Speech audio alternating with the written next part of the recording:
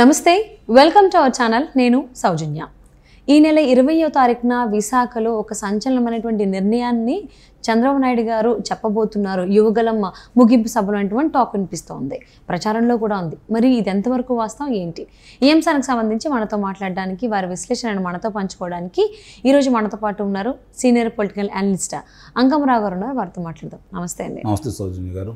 So ఈ నెల 20వ తారీఖున యువగలం ముగింపు సభలో చంద్రబాబు నాయుడు గారు అలాగే పవన్ కళ్యాణ్ గారు కూడా అందులో పార్టిసిపేట్ చేయబోతున్నారు. బట్ చంద్రబాబు నాయుడు గారు ఒక సంచలనమైనటువంటి నిర్ణయాన్ని ఆయన అందరికీ చెప్పబోతున్నారు, అనౌన్స్ చేయబోతున్నారు అని టాక్ వినిపిస్తోంది. సో మరి ఇది ప్రచారం వరకేనా, ఆచరణలో కూడా ఉన్నటువంటి అవకాశాలు ఉన్నాయి? ఎంతవరకు వాస్తవం అంటారు? నిన్న కూడా పత్రికా సమావేశంలో చాలా వివరంగా చూడడం కూడా జరిగింది. వారు నేను ఇప్పుడు అభ్యర్థుల గురించి ప్రజల యొక్క అభిప్రాయాలు కూడా తీసుకుంటాను, మీరు నిర్మమాటంగా చెప్పండి. ఇప్పుడు ఉన్నటువంటి ఎవరైతే ఏ నియోజకవర్గాల బాధ్యతలు నిర్వహిస్తున్నారో వాళ్ళ మీద ఏదైనా అభియోగాలు ఉన్నా కూడా, అలా కాకుండా ఏదైనా ఇబ్బందులు ఉన్నా అవన్నీ నా దృష్టికి తీసుకొని రండి. ఇది మీరు కూడా భాగస్వాములు కావాల్సిందే అని చెప్పని ప్రజలను కూడా భాగస్వామ్యం చేస్తున్నారు దీంట్లో. అంటే గతంలో కూడా వారు చెప్పడం కూడా జరిగింది, 30-40% మంది యువతకు అవకాశం కల్పిస్తానని ఇంతకుముందు గతంలో కూడా చెప్పడం కూడా జరిగింది.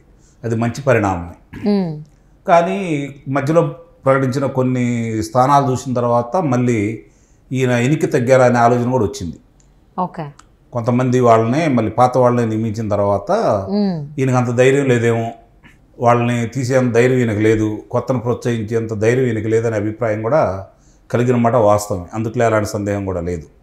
ఇప్పటికైనా సరే ఆ మోస పద్ధతిలో కాకుండా నిజంగా అంటే ఇచ్చిన మాట కట్టుబడేది కాదు, ఈరోజు పార్టీ భవిష్యత్తును కూడా దృష్టిలో పెట్టుకొని వాళ్ళు పార్టీకి ఎంత గుదిబండగా మారారు, ఎంత దౌర్భాగ్యంగా ప్రవర్తిస్తున్నారు, వాళ్ళ వల్ల వాళ్ళ నియోజకవర్గాలే కాకుండా పక్క నియోజకవర్గాలు కూడా ఎంత ఇబ్బందులు పడుతున్నాయి అనేది మాత్రం శ్రేణుల్లో అన్ను ప్రజల్లో కూడా ఉంది.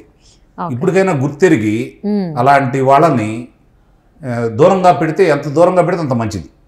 గౌరవప్రదంగానే వాళ్ళతో చెప్పేసి ఇంటే గౌరవప్రదంగా చెప్పండి, వినకపోతే నిర్దాక్షిణ్యంగా బయటకు పంపించండి. ఇప్పుడు వచ్చిన నష్టమే లేదు.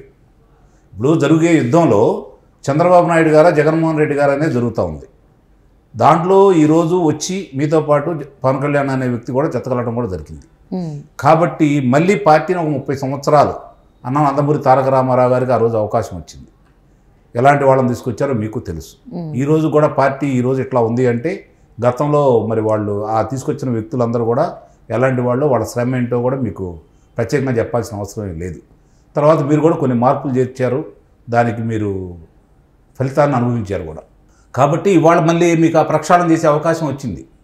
మళ్ళీ పార్టీ 30-40 సంవత్సరాలు మంచి పునాదులు ఏర్పడాలని అంటే కొంతమందిని బాబు మీ సేవలు మా పార్టీకి ఉపయోగించుకుంటాం, ప్రజాక్షేత్రంలో మళ్ళీ ఇలాంటి వాళ్ళు కావాలి. గతంలో మీరు ఇచ్చినప్పుడు ఆ రోజు మీరు యువకులే, కానీ ఇప్పుడు కొంతమందికి అవకాశం కల్పిద్దాం. పోరాడే వాళ్ళు నవయువకుల కింద లెక్క కొంతమంది ఉన్నారు, వాళ్ళని తప్పించాల్సిన అవసరం లేదు. ఉదాహరణకి అయ్యన్న పాత్రుడు గారు కావచ్చు, గోరంట్ల బుచ్చి సోదరు గారు కావచ్చు, అశోక్ గజపతిరాజు గారు కావచ్చు, మిగిలిన పరిస్థితిని కూడా ఆలోచించుకోవాలి. అలాంటి వాళ్ళని తీసి పక్కన పెట్టడంలో ఎలాంటి తప్పు కూడా లేదు. ఇప్పుడు అవకాశం వచ్చింది కాబట్టి అదే అంశాన్ని యువగళం పాదయాత్ర సాక్షిగా ముగింపు సమావేశంలో మీరు విస్పష్టంగా చెప్పి, ఈరోజు మీ మీద రాష్ట్ర ప్రజలు పెట్టుకున్న ఆశల్ని ఇంకా వాళ్ళు నిజమని నమ్మే విధంగా ఉండాలి అంటే ప్రక్షాళన చేయాల్సిన అవసరం మాత్రం చాలా స్పష్టంగా ఉంది. ఆ విధంగానే ఆయన ముందుకు వెళ్ళాలని నేనైతే కోరుకుంటున్నాను. అంటే అంతేకాకుండా రుణమాఫీకి సంబంధించి కూడా ఆయన ఒక ప్రకటన చేయబోతున్నారు అనేటువంటిది కూడా ప్రచారంలో ఉంది. అది ఎన్నికల సంబంధించి ఆయన ఇచ్చే హామీలు కావచ్చు. ఇప్పుడు మహిళా శక్తికి సంబంధించి మరి ఆయన 6 హామీలు తీసుకొని రావడం కూడా జరిగింది కదా. ఆయన ఈ అమలు చేయగలనే నమ్మకం మహిళల్లో ఉంది, ఎందుకంటే గతంలో చేసి చూపించారు కాబట్టి ఆ ఇబ్బంది ఏమీ లేదు. ఇప్పుడు చంద్రబాబు నాయుడు గారు ఏదన్నా చెప్తే చేస్తారనే నమ్మకం ప్రజల్లో ఉంది. ఇప్పుడు కేంద్ర ప్రభుత్వం మోకాలు అడ్డేసినా, మరి లోటు బడ్జెట్లో ఆంధ్ర రాష్ట్రాన్ని తీసుకొచ్చేసి చేతిలో పెట్టినా, మరి అన్ని అభివృద్ధికర కార్యక్రమాలు చేసిన, కొత్త కంపెనీలు తీసుకొని వచ్చినా, మరి పోలవరాన్ని పరిగెత్తించిన, మరి ఆయన చేసిన పనులన్నీ కూడా ప్రజలకు కనపడతానే ఉన్నాయి కదా. అవును. దండగన్నారు పట్టిసీమని, పండగ చేశారు రైతులకి. ఈరోజు అదే పట్టిసీమని సరైన సమయంలో నీరు అందించకుండా రైతుల్ని ఈరోజు నిన్న జరిగిన అకాలమైనటువంటి ఈ ప్రకృతి వైపరీత్యంకి రైతులు బలి కావడానికి కారణం ఏంటంటే సకాలంలో నీరు అందించకపోవటం. సకాలంలో కనుక నీరు అందించినట్టయితే అది మార్చి ఇది మామూలుగా నవంబర్ 15వ తారీఖు నాటికల్లా పంట చేతికి వచ్చేది. రైతులు కూడా వరి పండించే రైతులందరూ కూడా సుశాంతులతో ఉండేవాళ్ళు. ఇప్పుడు వరి అంటే వాళ్ళకి ఉరిలాగా తయారైంది.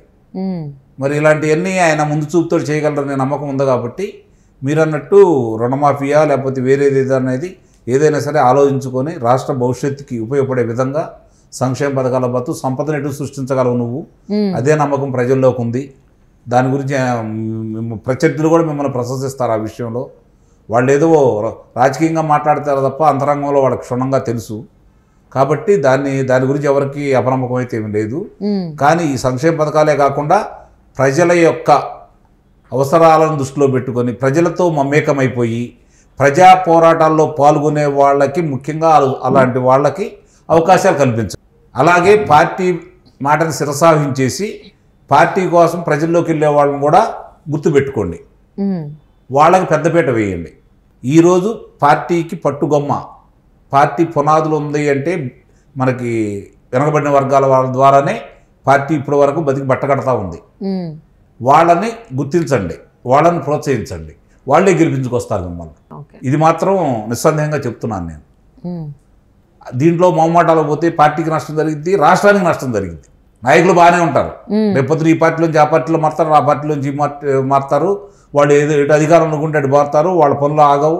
వాళ్ళకి అన్ని లోటుపాట్లు తెలుసు కాబట్టి వాళ్ళ పనులు ఆగవు. కానీ నాశనం అయిపోయింది ప్రజలు, దెబ్బతినేది రాష్ట్రం. మీరు రాష్ట్రం బాగుండాలనుకుంటున్నారు, ప్రజలు బాగుంటున్నారు కాబట్టి విప్లవాత్మకమైన మార్పులు మీరు తీసుకుంటే స్వాగతిస్తారు జనం. మీ ఎంట నడవడానికి సిద్ధంగా ఉన్నారు, మిమ్మల్ని నమ్మి ఉన్నారు. ఈరోజు అవతల పాలన చూశారు, మీ పాలన చూశారు, వ్యత్యాసం ఎంతో వాళ్ళకి అర్థమైపోయింది. భవిష్యత్తులో మళ్ళీ ఆ పాలన అందించడానికి సిద్ధంగా లేరు వాళ్ళు, మీ పాలన మళ్ళీ స్వాగతిస్తున్నారు వాళ్ళు. కాబట్టి ప్రజల యొక్క అంతరంగాన్ని కూడా మీరు గమనించండి, ప్రజల అభిష్టాన్ని కూడా మీరు గమనించండి. వాళ్ళ అభిప్రాయాలు కూడా తీసుకుంటా ఉన్నారు, సంతోషం, మంచి ఆలోచన కూడా అది. దానికి అనుగుణంగా ముందుకెళ్ళండి.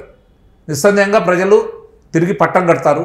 మీ ఇప్పుడు ఒక విషయాన్ని కనుక మీ దృష్టికి ప్రత్యేకంగా తీసుకురావాల్సిన పనే లేదు. ఈ రోజు జరుగుతున్న పరిణామాలకి మీరు కారాగార వాసంలో ఉన్న సమయంలో ఎంతమంది స్పందించి రోడ్డుకు వచ్చేసి కార్యక్రమాలు విజయవంతం చేశారు. మరి అలా చేయని వాళ్ళందరినీ ఎందుకు మనం బయటికి పంపించకూడదు? ఎందుకు మళ్ళీ వాళ్ళని ప్రజల మీద మీరు రుద్దుతారు?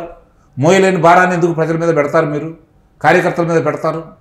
ఆలోచించుకోండి. నిస్సందేహంగా మీకు ఇబ్బందికరంగా కావచ్చు, కంట్లో నలగబడిద్దండి, నొప్పిగా ఉంటుంది, ఇబ్బందికరంగా ఉంటుంది, తీసేటప్పుడు కూడా నొప్పిగా ఉంటుంది, తీసిన తర్వాత ఎంత సౌలభ్యంగా ఉంటుంది. తీసేటప్పుడు బాధ అనిపించవచ్చు, ఆ బాధను వచ్చుకుంటే కన్ను పీకేయకుండా అవసరం రాకుండా ఉంటుంది కదా. ఆ పరిస్థితి పార్టీ తీసుకురావద్దు. ఈ కంట్లో నలుసులా తయారయ్యారు చాలామంది నాయకులు, నిర్దాక్షిణ్యంగా వాళ్ళు తీసి పక్కన పడేసేయండి. బరువు అయ్యారు, భారం అయ్యారు, ఇబ్బంది అయ్యారు. వాళ్ళ వల్లే మనకి ఈ యొక్క ఇబ్బందులు కూడా జరుగుతూ ఉన్నాయి. ఈరోజు పార్టీ ఈ స్థితి రావడానికి కారణం మీరు చూసి చూడకుండా వదిలేసే కారణం కూడా దీనికి ఒక కారణం. కొంత మీరు ఎందుకులే నిర్లిప్తంగా ఉన్నారు పార్టీ గురించి. ఇప్పుడు అవకాశం వచ్చేసింది, సరి చేసుకోండి.